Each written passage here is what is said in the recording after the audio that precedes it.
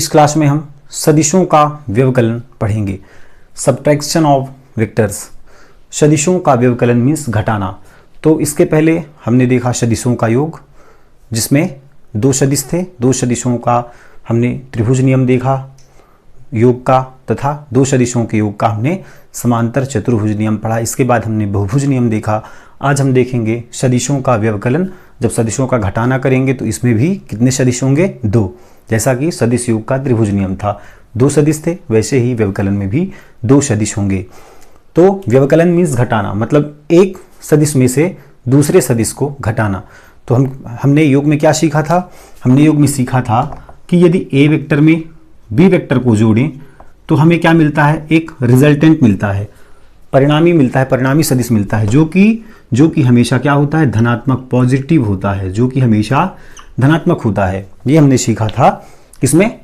सदिशों के योग में। अब आज हम देख रहे हैं सदिशों का व्यवकलन। तो मीन्स दो सदिशों का घटाना देखेंगे।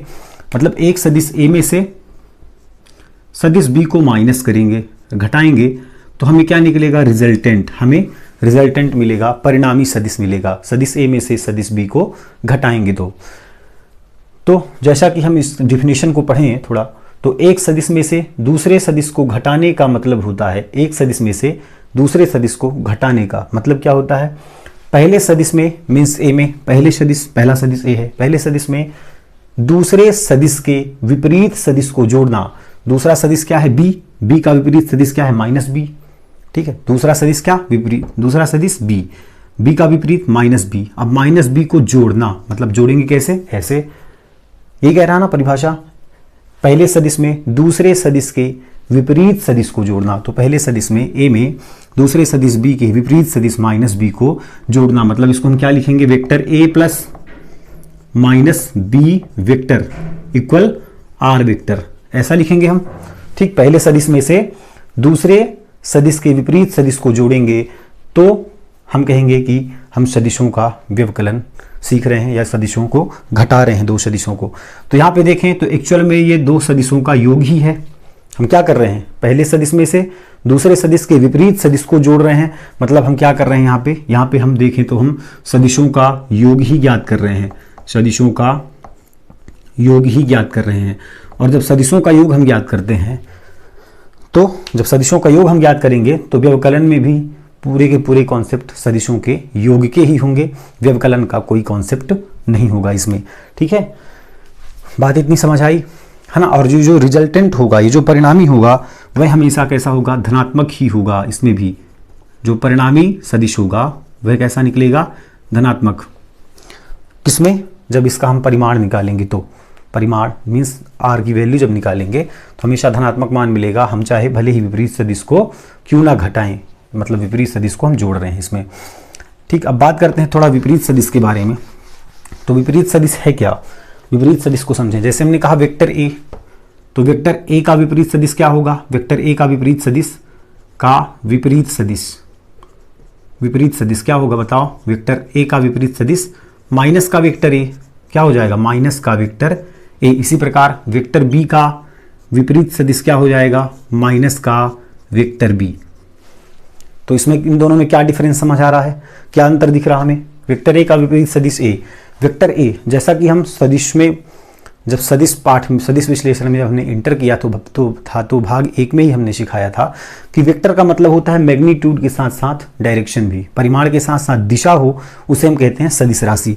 जैसे कि हम कहें कि श्याम 4 मीटर पूर्व की ओर चल रहा है या पूर्व की ओर गया, तो इसमें क्या है? परिमाण के साथ साथ दिशा भी है, परिमाण के साथ साथ दिशा भी है। और हमने डायरेक्शन बताया था कैसे? ऐसे, इधर है ईस्ट, इधर है वेस्ट, इधर है नॉर्थ, इधर है साउथ। अब ईस्ट की ओर गया मतलब इस डायरेक्शन पे गया, इस डायरेक्शन पे गया, मतलब ये हो गया वेक्टर का ए, ये हो गया वेक्टर का ए वेक्टर हो गया।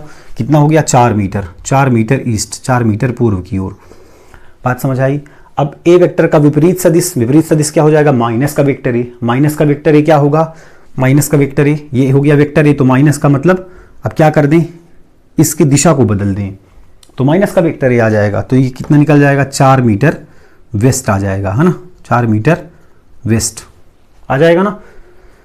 ए सदिश कितना था? 4 मीटर ईस्ट, तो 4 मीटर वेस्ट हो जाएगा विपरीत सदिश। ऐसे ही वेक्टर बी की बात करें तो वेक्टर बी यदि 4 मीटर नॉर्थ है, यदि वेक्टर बी क्या है 4 मीटर नॉर्थ है, तो माइनस का वेक्टर बी क्या हो जाएगा 4 मीटर साउथ। बात समझ आई। वेक्टर ए का विपरीत सदिश माइनस का वेक्टर ए, मतलब वेक्टर ए यदि 4 मीटर ईस्ट है तो माइनस का वेक्टर बी 4 मीटर वेस्ट होगा। यदि वेक्टर बी 4 मीटर नॉर्थ है तो माइनस का वेक्टर बी 4 मीटर साउथ की ओर होगा। डायरेक्शन चेंज हो जाएगा, मैग्नीट्यूड परिमाण उतना ही रहेगा, है ना। तो अपन लिख लें विपरीत सदिश जब लिखते हैं, ठीक, इसको आप नोट कर लीजिए। तो विपरीत सदिश लिखते हैं तो क्या लिखेंगे विपरीत सदिश में? विपरीत सदिश में लंबाई बराबर होंगी तथा केवल दिशाएं विपरीत होती हैं। तो लिख सकते हो विपरीत सदिश में क्या लिखेंगे, लंबाई बराबर या मैग्नीट्यूड या परिमाण, लंबाई मीन्स परिमाण, परिमाण किसे कहेंगे, ये हो गया डायरेक्ट, ये हो गया परिमाण मीन्स लंबाई और ये हो गई इसकी दिशा, ये हो गया ये हो गई लंबाई और ये हो गई दिशा। इसको परिमाण बोलें चाहे लंबाई बोलें, ठीक है, और ये हो गई दिशा। तो विपरीत में क्या हो जाएगा, परिमाण बराबर होंगे, विपरीत सदिश में परिमाण बराबर व दिशाएं विपरीत होगी, व दिशाएं विपरीत होती हैं। परिमाण बराबर व दिशाएं विपरीत होती हैं, मतलब ए वेक्टर बराबर होगा माइनस ए वेक्टर की, ठीक है। परिमाण बराबर होंगे और दिशाएं विपरीत होंगी। बात समझ आई ना। ए वेक्टर बराबर होगा माइनस ए वेक्टर के, उसी प्रकार बी वेक्टर बराबर होगा माइनस बी वेक्टर के, केवल दिशाएं विपरीत हो जाएंगी। तो दिशा के लिए हमने माइनस का साइन लगाया। तो माइनस का साइन किसके लिए लगा, केवल दिशा परिवर्तित हो रही है इसलिए माइनस का साइन लग रहा है, ऐसा समझ सकते हैं। और बाकी परिमाण दोनों के बराबर हैं, ठीक है। अब बात करें क्या परिमाण निकालने की। जैसा कि हमने सदिश योग का त्रिभुज नियम लगाया था तो उसमें परिमाण का मान क्या निकला था, आर स्क्वायर की वैल्यू निकली थी, a square plus B square plus 2ab cos theta.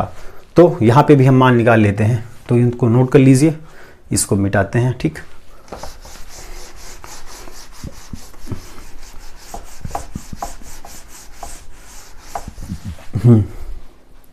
तो इसके लिए क्या करें, एक वेक्टर लें ए, एक वेक्टर हमने लिया ए और दूसरा वेक्टर बी। चूंकि हम क्या कर रहे हैं, वेक्टर ए में जोड़ रहे हैं माइनस के वेक्टर वी को, तो हमें क्या मिल रहा है, परिणामी सदिश मिल रहा है, ठीक है। तो इधर हम माइनस का वेक्टर बी ना लेके हम ए वेक्टर और बी वेक्टर को लेते हैं, ऐसे ये हो गया बी वेक्टर। तो या जहां पे टेल पे टेल जुड़े, यदि दो सदिश आपस में टेल से टेल पर जुड़ती हैं तो वो दो सदिश एक समांतर चतुर्भुज की दो भुजाएं बनाती हैं ना।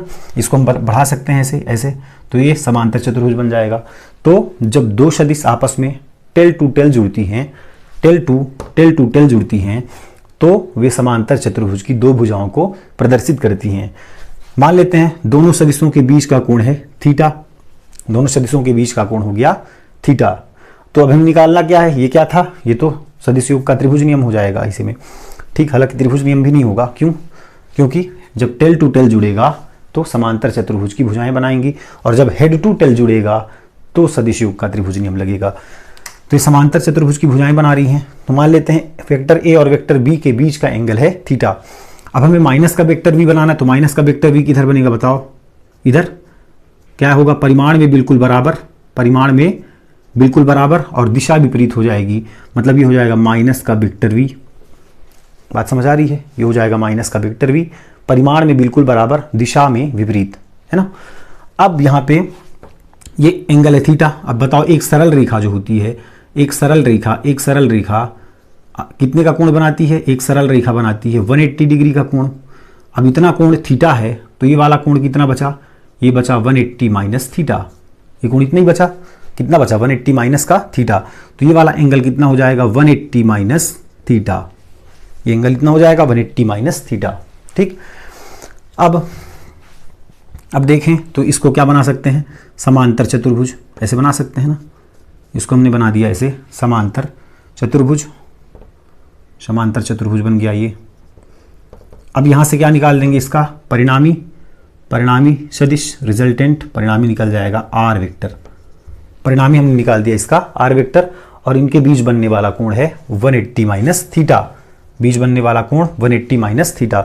तो परिणामी सदिश निकालने के लिए, परिणामी सदिश का परिमाण निकालने के लिए सदिश योग के त्रिभुज नियम में हम कौन सा फार्मूला यूज करते थे? R square equal A square plus B square plus 2ab cos theta. ये किसके लिए है? सदिश योग के त्रिभुज नियम से परिणामी सदिश आर का परिमाण निकालना, मैग्नीट्यूड निकालना या संख्यात्मक मान निकालना। तो यहाँ पे क्या है? ए क्या है? वेक्टर ए नहीं है, बी वेक्टर बी नहीं है, ए क्या है? ए क्या है? भुजा, समांतर चतुर्भुज की भुजा की लंबाई। बी क्या है? समांतर चतुर्भुज की इस भुजा की लंबाई। ठीक है, तो वेक्टर ए नहीं है ये है ए, मतलब हमने वेक्टर ए का मैग्नीट्यूड लिखा है। ए मीन्स हमने क्या लिखा है? ए का मॉड लिखा है। ए का मॉड मीन्स ए, मतलब हमने संख्यात्मक मान लिखा है। ठीक उसी प्रकार यहाँ पे हमने आर का मॉड लिखा है, ए बी का मॉड लिखा है, मतलब हमने संख्यात्मक मान लिखा है। और परिमाण सदैव धनात्मक होता है, इसलिए पूरी वैल्यूज धन में आती है। A square plus B square plus 2ab cos theta. अब हम सदिशों का व्यवकलन कर रहे हैं। व्यवकलन कर रहे हैं मतलब एक वेक्टर ए है और दूसरा है माइनस बी का वेक्टर। तो चलो यहाँ पे मान रखते जाओ, a square plus B square plus 2ab, है ना। अब यहाँ पे माइनस का वेक्टर भी रखेंगे तो माइनस का वेक्टर भी क्या हो जाएगा? माइनस का वेक्टर भी रखोगे तो उसका स्क्वायर होगा तो प्लस का ही आ जाएगा। अब यहाँ पे माइनस का वेक्टर भी रखना था तो यहाँ पे माइनस आ जाता। तो यहाँ पे हम माइनस का वेक्टर भी नहीं रखेंगे। क्यों? क्योंकि जो वैल्यू है, जो परिमाण है, वह हमेशा धनात्मक मान देती है हमें, तो इसलिए हम यहाँ पे b की वैल्यू -b नहीं रखेंगे। कॉस थीटा मीन्स थीटा कितना बना रहा? 180 माइनस थीटा। थीटा कितना है? 180 माइनस थीटा। और कॉस 180 माइनस थीटा का मान होता है कॉस 180 माइनस थीटा इक्वल होता है माइनस कॉस थीटा। ठीक है, इसको याद रख लेना। हालांकि फिर जब बताएंगे मैथमेटिक्स टूल में तो ये सब चीज़ बताएंगे, अभी के लिए आप याद कर लीजिए। Cos 180 minus theta equal minus cos theta हो जाएगा a square plus B square plus 2ab। और कॉस 180 माइनस थीटा कितना हो जाएगा? माइनस का कॉस थीटा, तो माइनस को अपन यहाँ पे ला सकते हैं, प्लस माइनस हो जाएगा माइनस, ये हो जाएगा आर स्क्वायर। ठीक, तो जब दो सदिशों का हम योग करते हैं, दो सदिशों का योग करते हैं, तो दो सदिशों के योग के लिए फार्मूला क्या है? R square equal A square plus B square plus 2ab cos theta. और जब दो सदिशों का व्यवकलन करते हैं उसके लिए फार्मूला क्या है? A square plus B square minus का 2ab कॉस थीटा। तो इसको चाहो तो आप अब इसको मिटा भी सकते हो, क्योंकि हमको माइनस वेक्टर बी से लेना देना है। तो ऐसा डायग्राम बनेगा। ठीक है, अब यदि हम बात करेंगे इसकी tan अल्फा की। tan अल्फा की मीन्स परिणामी सदिश आर की दिशा किधर है? तो इसके लिए क्या करते हैं बताओ? मान लेते हैं परिणामी सदिश आर सदिश ए से अल्फा कोण बना रहा है। ऐसा हमने पढ़ा था सदिश योग के त्रिभुज नियम में। तो माना कि परिणामी सदिश ए से अल्फा कोण बना रहा है, तो उसकी दिशा क्या हो जाएगी? tan alpha. और tan अल्फा का मान क्या निकला था? tan अल्फा का मान क्या निकला था? b sine theta upon a plus B cos theta, ये मान निकला था। अब यहाँ थीटा के प्लेस पे क्या रख दोगे? थीटा इक्वल यहाँ पे क्या है? 180 माइनस थीटा है, 180 माइनस थीटा रख दो, तो tan alpha equal b sine theta की value 180 minus theta divide by a plus B cos 180 minus theta. तो b, अब साइन 180 माइनस थीटा की value, sine 180 minus theta equal होता है साइन थीटा, तो साइन 180 माइनस थीटा की जगह पे आ जाएगा sine theta divide by a plus b, और कॉस 180 माइनस थीटा हो जाएगा minus cos theta, means cos theta यहाँ रख देंगे, माइनस कहाँ चले जाएगा? यहाँ पे प्लस माइनस ये हो गया tan अल्फा, मतलब परिणामी सदिश आर की दिशा हमने ज्ञात कर ली। ये है परिमाण। ये क्या है? परिमाण। ये है परिमाण निकालने का फार्मूला, परिमाण मैग्नीट्यूड। और इससे क्या निकलेगी? दिशा। इससे दिशा निकलेगी किसकी? परिणामी सदिश आर की। तो परिणामी सदिश आर का परिमाण तथा परिणामी सदिश आर की दिशा, जैसा कि हमने सदिश योग के त्रिभुज नियम में पढ़ा था, सेम वैसा ही सदिशों का व्यवकलन भी है, बिल्कुल वैसा ही है। इसमें भी दो सदिशों को हमें जोड़ना है, विपरीत सदिश को जोड़ना, पहले सदिश में दूसरे सदिश के विपरीत सदिश को जोड़ना ही सदिशों का व्यवकलन है। तो हम कह सकते हैं कि ये सदिशों का दो सदिशों का योग ही है, बस अपोजिट लग जाएगा। वेक्टर भी इधर होता था, इधर का माइनस वेक्टर भी हो जाएगा, थीटा बदल के 180 माइनस थीटा हो जाएगी, और रिजल्टेंट जो आएगा वह प्लस ना होकर के माइनस का हो जाएगा, तथा दिशा में a plus B cos theta की जगह पे a minus b cos theta आ जाएगा। ठीक है, जैसा कि हमने अभी सदिशों का व्यवकलन सीखा, ठीक, अब थोड़ा रिवाइज कर लें कि दो सदिशों के योग का जो त्रिभुज नियम हमने पढ़ा, फिर हमने समांतर चतुर्भुज नियम पढ़ा, फिर हमने सदिशों का व्यवकलन सीखा।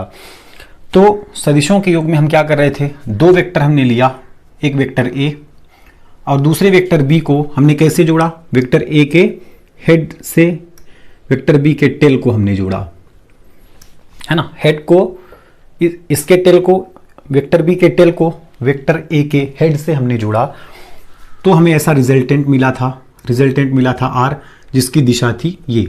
क्योंकि इसको एक क्रम में क्लोज नहीं करना है, इसके क्रम को बदलना है, मतलब सेम एक ही क्रम पे ऐसे लूप को क्लोज नहीं करना है, हमें ऐसे क्रम में चलना है और इस क्रम पे लूप को क्लोज करना है। फिर यहाँ से हमने क्या किया था, एक परपेंडिकुलर ऐसे गिराया था, एक लंब हमने बनाया, और यहाँ पे चूंकि कैसे जुड़े, हेड टू टेल जुड़ा है, हेड टू टेल जुड़ता है तो जो एंगल है, जो थीटा है, वह इसके बाहर बनेगा त्रिभुज के। हेड टू टेल जब जुड़ेगा तो एंगल बाहर बनेगा। इसलिए जब हमने समांतर चतुर्भुज नियम पढ़ा, समांतर चतुर्भुज नियम में हमने क्या किया था, हेड टेल टू टेल जोड़ा, वेक्टर a के टेल को वेक्टर b के टेल से जोड़ा, जोड़ने पर एंगल कहाँ बना, अंदर की ओर। ठीक, और रिजल्टेंट हमें मिला था ऐसे, इस डायरेक्शन पे, इसको हमने ऐसे मिला दिया, वेक्टर b तथा वेक्टर a को, ये हो गई वेक्टर a की दिशा, ये हो गई वेक्टर b की दिशा, और ये हो गई परिणामी सदिश r की दिशा। वैसे ही हमने व्यवकलन जब देखा तो दो सदिशों के व्यवकलन में हमने टेल टू टेल को जोड़ा, ताकि जो थीटा है वह अंदर बन सके, समांतर चतुर्भुज के अंदर बन सके।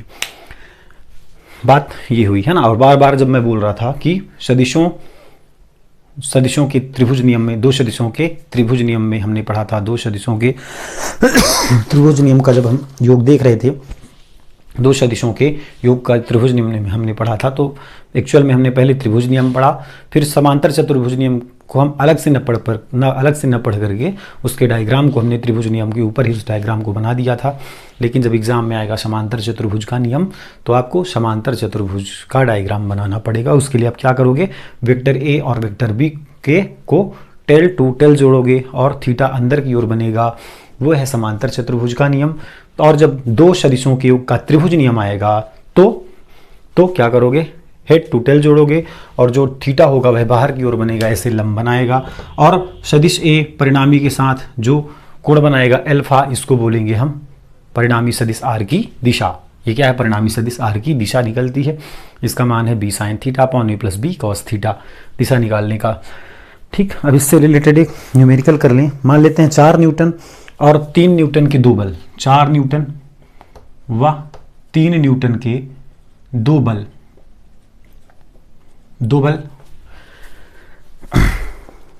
एक दूसरे के लंबवत कार्यरत हैं, एक दूसरे के परपेंडिकुलर हैं, एक दूसरे के लंबवत कार्यरत हैं, लंबवत कार्यरत हैं, तो उनका परिमाण व दिशा ज्ञात कीजिए। तो उनके परिणामी का परिमाण तथा उनके परिणामी मीन्स आर का, परिणामी का परिमाण मीन्स मैग्नीट्यूड, व दिशा ज्ञात कीजिए,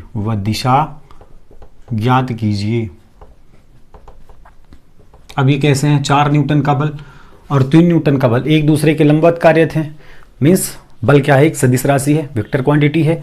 तो ए का मान सकते हैं कितना है, ए है कितना 4 न्यूटन और बी वेक्टर है कितना 3 न्यूटन। वेक्टर लिखेंगे, सदिश राशि लिखेंगे, है ना। कितना है, ए है 4 न्यूटन और बी है 3 न्यूटन।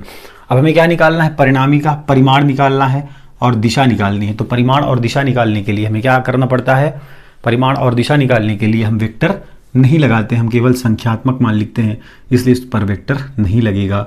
ए बी और थीटा कितना बना रहा है, एक दूसरे के लंबवत है, मतलब थीटा इक्वल है 90 डिग्री। तो परिणामी का परिमाण कैसे निकलेगा, परिमाण मीन्स आर की value √/a² plus b² plus 2ab cos theta, है ना, प्लस का 2ab कॉस थीटा आएगा, क्योंकि एक दूसरे के लंबवत कार्यरत हैं। एक दूसरे के लंबवत मीन्स ऐसे कार्यरत हैं, ऐसे लंबवत कार्यरत हैं, 90 डिग्री पर लंबवत कार्यरत हैं। तो मान रख दो, a का मान कितना 4 का स्क्वायर, b का मान 3 का square plus 2 × 4 × 3 into cos theta है कितना 90, थीटा 90 है। मान निकाल दो, 4 चौकी 16 धन 3 त्रिकाई 9 धन 4 तियाँ 12 दूना 24 और cos 90 की वैल्यू 0, cos 90 की वैल्यू 0। तो ये पूरा सीरीज 0 हो जाएगा ये वाला। 16 9 आ गया 25 का वर्गमूल 5। तो परिणामी सदिश r का परिमाण कितना निकला 5। अब इसकी दिशा निकाल दो। दिशा निकालने के लिए क्या करेंगे बताओ, tan अल्फा, दिशा कैसे निकलेगा, tan alpha equal b sin theta divide by a plus b cos theta. तो b sin theta, b means b की वैल्यू कितनी है 3 गुणे sin theta means 90 divide by a means 4 plus b means 3 into cos 90, cos theta means cos 90। तो tan alpha कितना हो जाएगा, tan alpha हो जाएगा 3 इंटू साइन 90 की value 1 divide by 4 plus 3 into cos 90 0। तो 3/4 plus 0 means 3/4 tan alpha means alpha निकालना है, तो अल्फा कितना हो जाएगा tan इनवर्स 3/4। ये हो गई उसकी दिशा। ठीक है, तो ये क्लोज। अब कल हम देखेंगे अगली क्लास में 2 सदिशों का अदिश गुणनफल तथा 2 सदिशों का सदिश गुणनफल।